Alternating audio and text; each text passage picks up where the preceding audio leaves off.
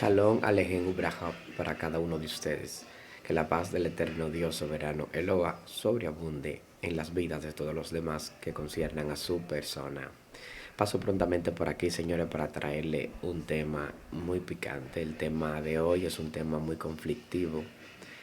Es un tema un poco sólido y para poder trazarlo hay que ser cuidadoso. Porque, bueno, hay temas que nosotros como maestros tenemos que aplicar mucha cautela al momento de exponerlo. No es lo mismo que cuando uno va a hacer un midrash en prédicas, se hace un poquito más fácil porque como predicador uno se envuelve, uno sopla el micrófono, uno ruge, uno habla su par de lengua, nos envolvimos, brincamos, tiramos más pataque chaquichán, rompimos dos sillas, candela. El culto tuvo pentecostal, a lo que se le llama pentecostal.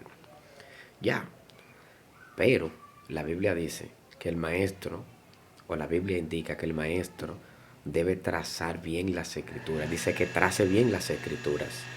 Es un mandato que tenemos a poder ser buenos maestros. Incluso mayor condenación tiene el que se hace maestro a sí mismo. El que enseña deliberadamente o con interpretación privada, como dice Pedro que la profecía no es de interpretación privada. El que lo hace así corre el riesgo de que todo el peso de la ley le caiga encima. Nosotros, los maestros, tenemos que ser serios a la hora de trazar las escrituras. Y este tema mucho más, porque se trata de hablar en lo inherente, lo abstracto del Padre y las cosas que se le acuñan a Dios o que se desligan de Dios como si fueran rivales a su tamaño, por malos conceptos interpretativos de las personas que entienden que Satanás es un rival del tamaño de Dios. No, esos son malos conceptos. Pero ok, el tema de hoy es Yahvé y las tinieblas.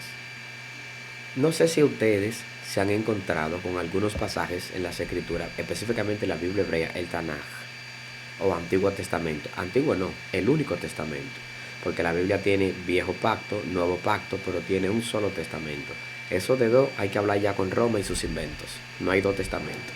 Pero ok, para entrar a donde voy, en el testamento o el Tanaj, la Biblia hebrea, no sé si ustedes se han encontrado con textos que dicen que cuando Jehová se aparecía, dice que de momento una gran tiniebla llegaba con su aparición.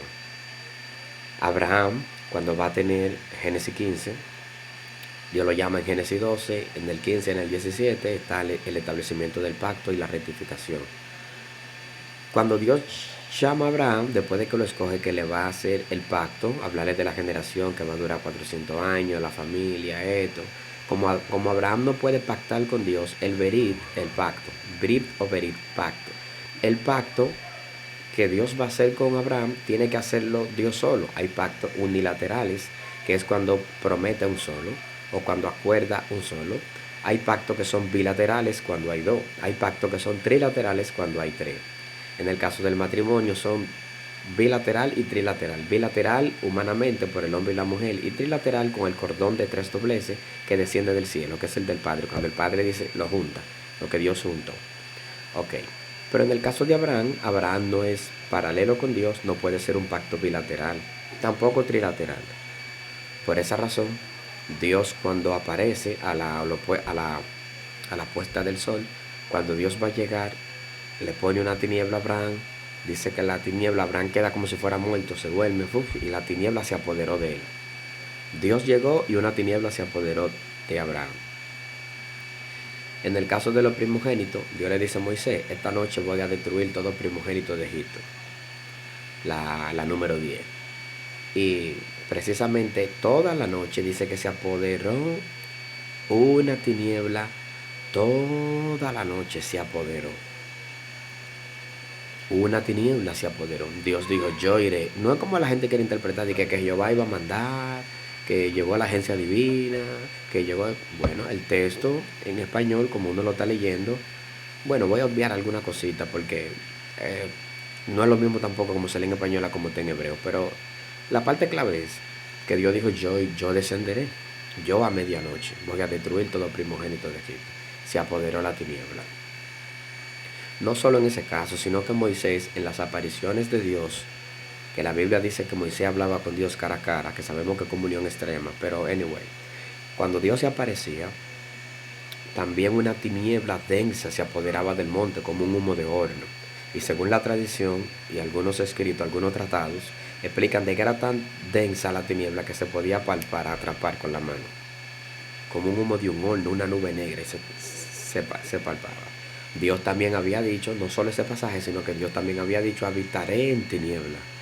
El lugar santísimo era un lugar lleno de tinieblas, Señor. El lugar santo, a donde atravesaba la cortina el sumo sacerdote.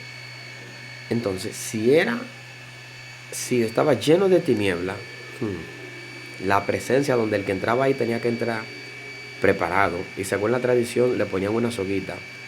Tenía la campanita para moverse y el sonido para que la gente se entere que el sacerdote estaba haciendo su función, el sumo, pero se le puso una soguita por si acaso, para jalarlo. Eso es algo que la tradición lo explica.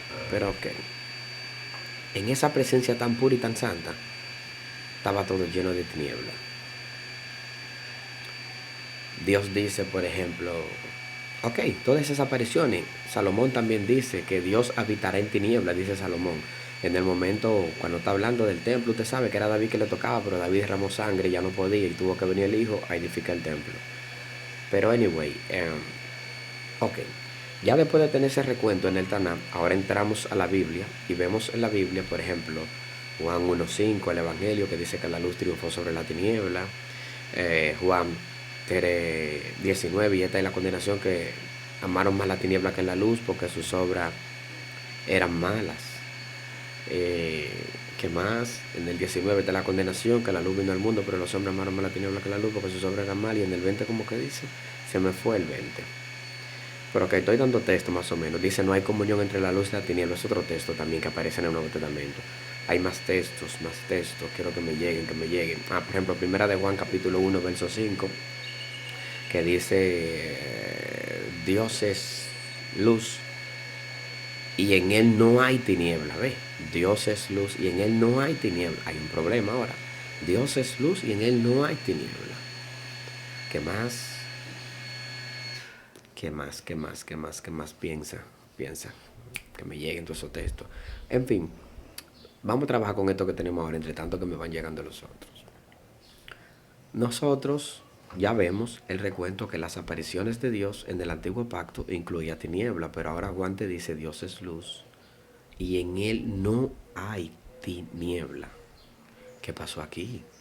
La Biblia no puede contradecirse. Yo aprendí algo y se lo sugiero a todos ustedes, se lo ofrezco. Si ustedes quieren usarlo, van a encontrar beneficio. Yo aprendí algo, y es que cuando una postura hebrea choca con una griega, algo no está bien interpretado, porque para que la interpretación sea excelente, tiene que congeniar. Y como hay 4 pisos, Pechá, Remés, Deraz, So, en alguno de los 4 pisos tienen que unirse las 2 posturas. Si no se unen las dos, la interpretación no está correcta. Esa es una. O número 2, el texto griego posiblemente esté interpolado. Y cuando como yo tengo una Kitbe Hadacha o una Bri Hadacha, yo trato de mantenerlo desde el original para depurar. Le pongo el matiz hebreo, el filtro, para ver lo que está en el original, lo que no, y ahí yo comparo. Porque a veces, cuando hay pensamiento de hombre, porque hay muchos textos que fueron interpolados en el Nuevo Testamento, y precisamente el que no lo sabe puede entender como que si son palabras de Dios, no siendo palabras de Dios. Ese es un punto. Entonces, si está en el original y no concuerda con lo que se interpreta en el matiz hebreo, entonces la interpretación está mala. Yo les recomiendo a ustedes, cuando vayan a interpretar las escrituras, si ustedes ven que hay versos que chocan, revisen la interpretación, que algo está mal. Porque cuando la interpretación está correcta es cuando todos los textos armonizan. Porque la Biblia habla un solo. Y como habla un solo en la Biblia, el que habla en la Biblia no se contradice. Y ya esto, no meto mucho en mis experiencias cuando estoy enseñando. La experiencia mayormente yo la uso cuando voy a predicar o cuando me voy a envolver bajo Shama, Kima, cuando uno se va a aprender. Pero cuando estoy enseñando no meto experiencia. Pero permítame incluir algo. Yo tuve una experiencia una vez porque estaba confundido cuando estaba estudiando un tema de matrimonio en las primeras instancias, algunos versos que yo causaba, que el matrimonio no es para muchachos, es un tema complicado, y me daba mucha break entender algunas cositas que me chocaban. Y un día tuve una experiencia donde alguien me hablaba en un sueño. Y me decía, en la Biblia hay una sola voz. Si los textos chocan, algo no dijo la voz o algo no se interpreta de la voz. Y eso me trastornaba, me trastornaba. Yo dije, ¿verdad? Porque si la Biblia es palabra de Dios, tiene que armonizar los textos. Entonces, en el momento que usted encuentre una postura interpretativa donde todos los textos se unen, ahí está la verdad. Alguien dijo, bueno, mi maestro dice, hay muchas verdades, pero la verdad de las verdades es la verdad. Cuando lo que usted interpreta armoniza todos los textos que tienen aparente contradicción y lo armoniza, entonces esa es la verdad. No es para cualquiera, es un trabajo que tenemos nosotros los maestros de socavar, socavar, socavar hasta encontrar lo sólido. Porque hay gente que tiene verdades, pero un brazo de la verdad. Gente que tiene verdades, una nariz de la verdad, porque la verdad es un cuerpo. Gente que tienen órganos de la verdad. Pero hay otros que forman los órganos hasta estructurar el cuerpo completo. Bien, ¿cómo armonizar este problema? Dios es luz, en él no hay tiniebla, pero cada vez que se aparecía llegaban tinieblas. Ahora vamos a la interpretación armónica. Vamos allá.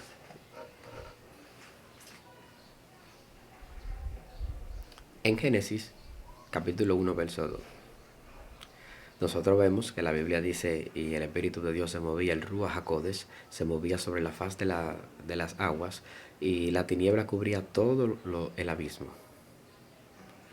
Tiniebla cubriendo todo el abismo, la superficie acuática, el Ruach por encima. Génesis capítulo 1, verso 2. Ok. En el verso 13 dice, y creó Dios la luz, y vio Dios que la luz era buena, y la separó de la tiniebla. Como siempre se nos ha dicho que la tiniebla es un diablo opositor que es del tamaño de Dios, es su rival, es su oponente, está ahí compitiendo con Dios y en algunas ocasiones, pretenden decir que Satanás gana. En esa interpretación ellos. ¿Por qué? Porque como ellos dicen que Satanás es un rival y una tiniebla que le lleva la contraria a Dios, entonces cada vez que el mundo hace lo malo, Satanás está ganando, porque es Satanás que lo yompea para que haga lo malo. En esa interpretación, no es mi foco, en esa interpretación.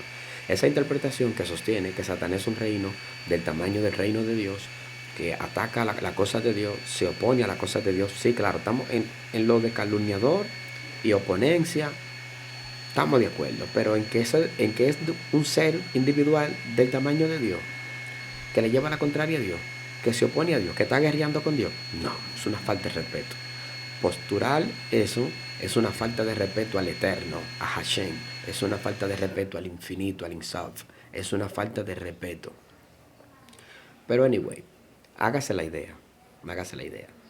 Esa tiniebla que usted dice que es mala y que se interpreta en Juan 1:5, primera, la carta, que dice que en Dios no hay tiniebla, ¿cómo usted armoniza todo eso con Isaías 45:7, donde Dios dice, yo formo la luz y creo las tinieblas?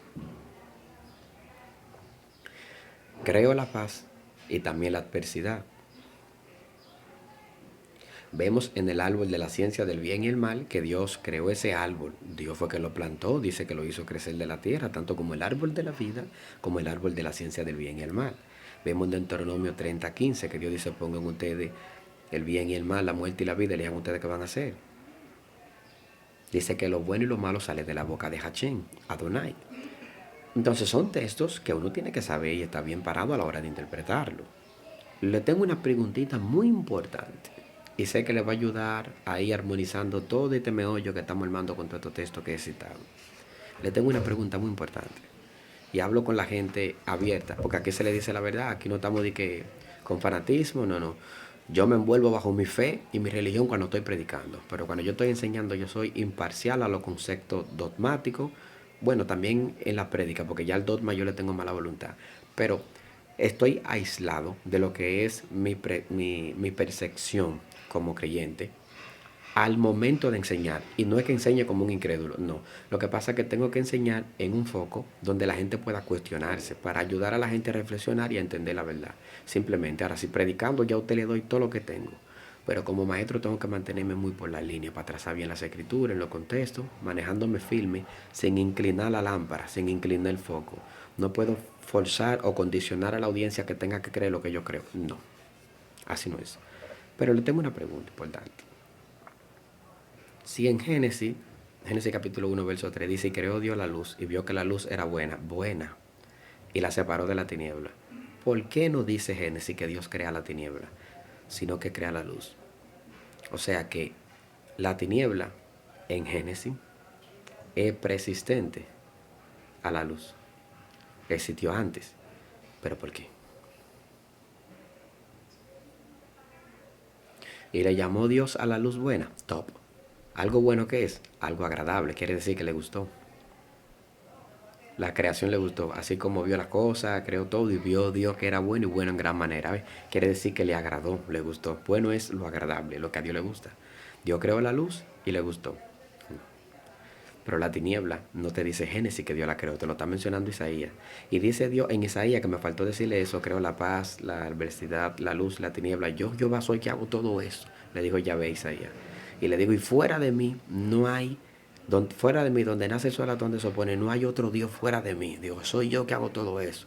Lo que Yahvé está diciendo, todo lo que vaya a pasar, no quiero que se lo atribuyan a alguien que esté desconectado de mí. Porque todo lo que existe conecta conmigo. Entonces, antes de crear la luz, ya había tiniebla. Y Génesis, que es el origen de la creación, no te dice que la tiniebla fue creada, porque ya existía. Partiendo de ahí, a la luz que nosotros entendemos que es el Mashiach, ¿verdad? El Mashiach, Jesucristo, o Raboni, Yeshua. Nosotros entendemos que Él es la luz, claro. Entendemos que nosotros también somos luz por el entendimiento a su interpretación de la Torah.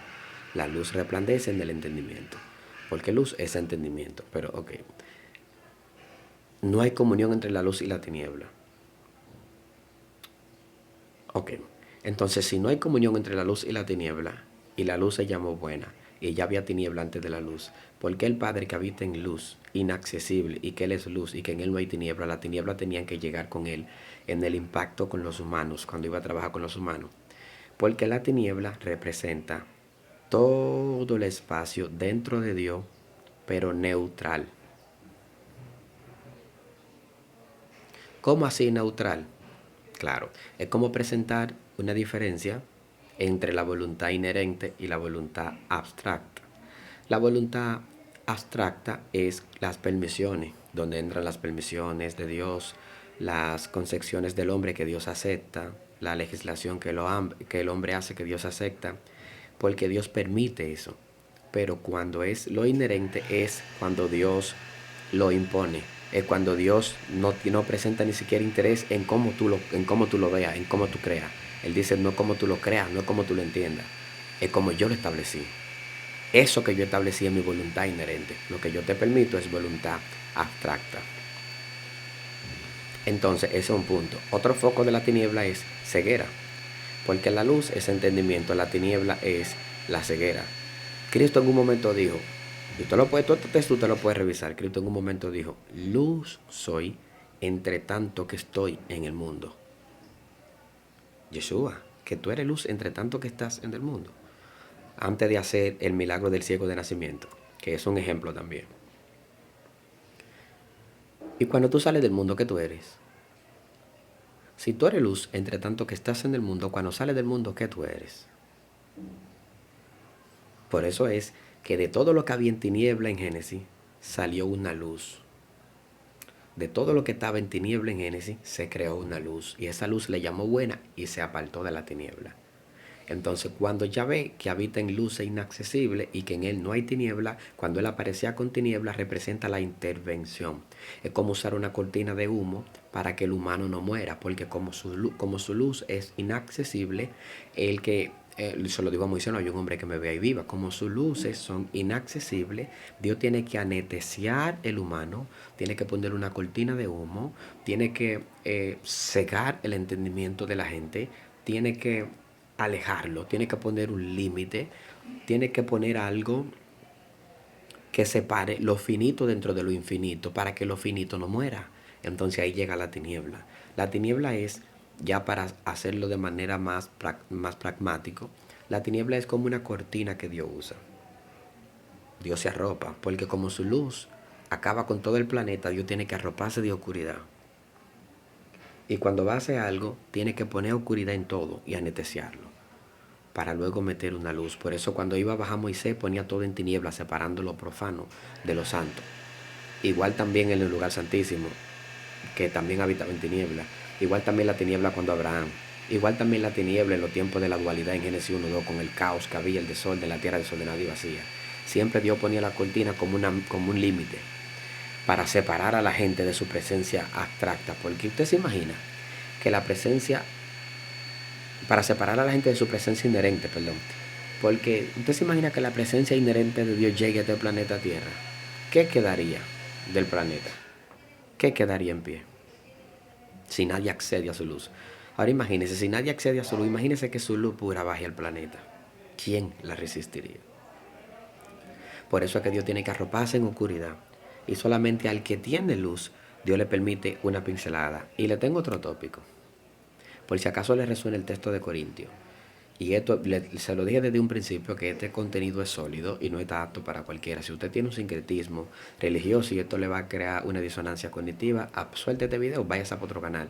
Estoy hablando con gente que se puedan abrir, que puedan razonar, que puedan ser equitativos a la hora de interpretar el texto. En Corintios 4:4, no sé si primero o segunda me capa, que Pablo dice: porque Dios de este siglo le ha cegado el entendimiento a los incrédulos para que no le resplandezca la luz del entendimiento, o para que no le resplandezca la luz del Evangelio, Cristo vuestra gloria, entre otras cosas.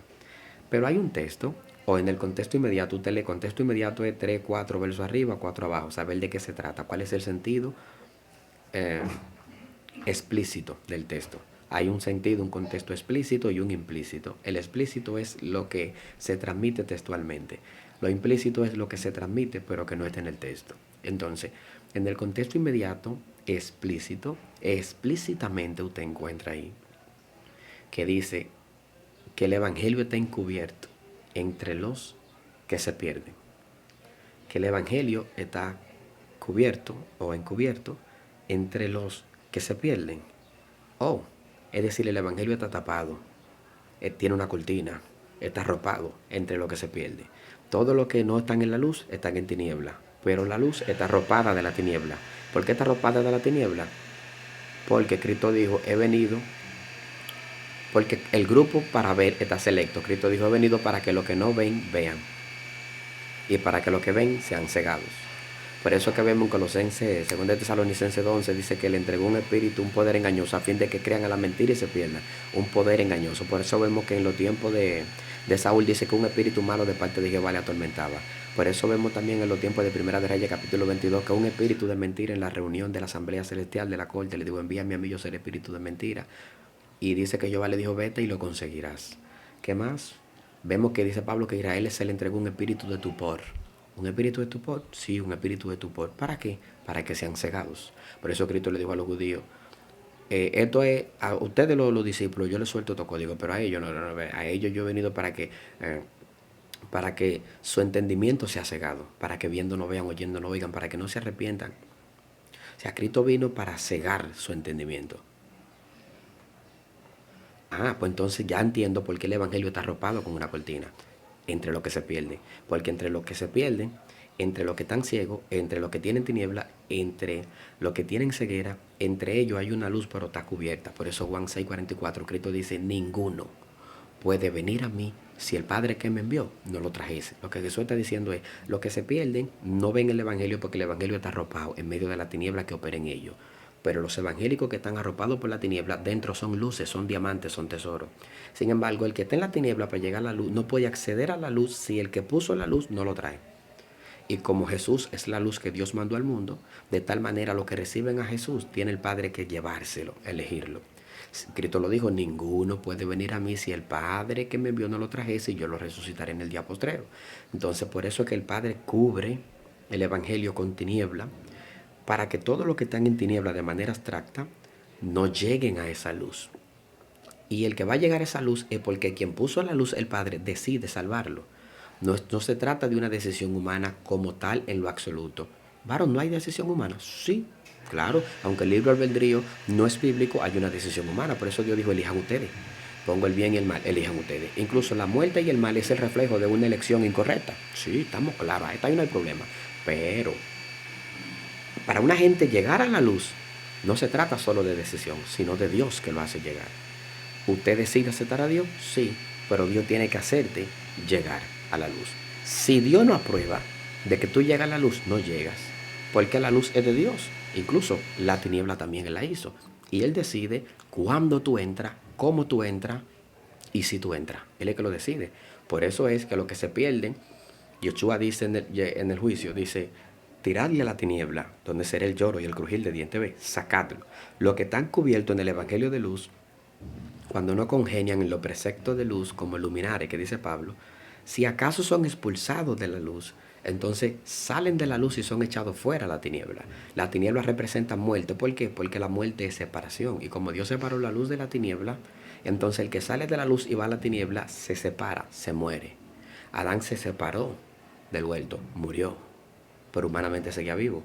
Los que están ahí, los impíos, que no son cristianos, están muertos en delitos y pecados, según Efesios 2. Si lo llevamos a los gentiles, entonces si ellos están muertos en delitos y pecados, ¿por qué lo vemos caminando y brincando? Porque están separados de Dios. La muerte es separación, tanto como la del polvo, la muerte intermediaria y la muerte eterna, o la muerte espiritual y la muerte eterna.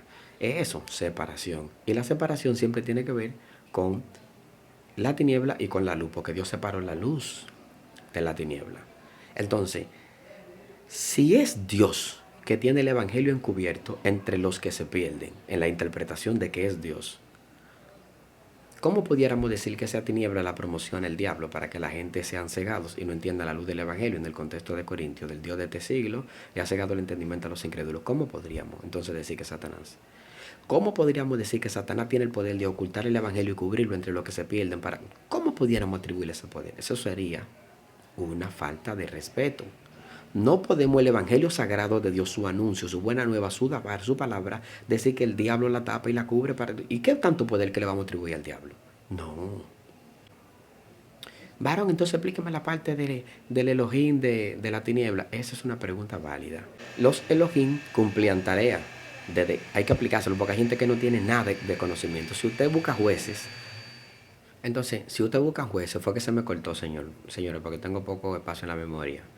Pero ok, si ustedes buscan jueces en el Tanakh, usted ve que le llegaron a llamar Elohim, porque el Elohim tiene dos formas de usarse. El Elohim como plural majestático, que es solo de uso de Dios, de donde viene él, Eloa, Elohim.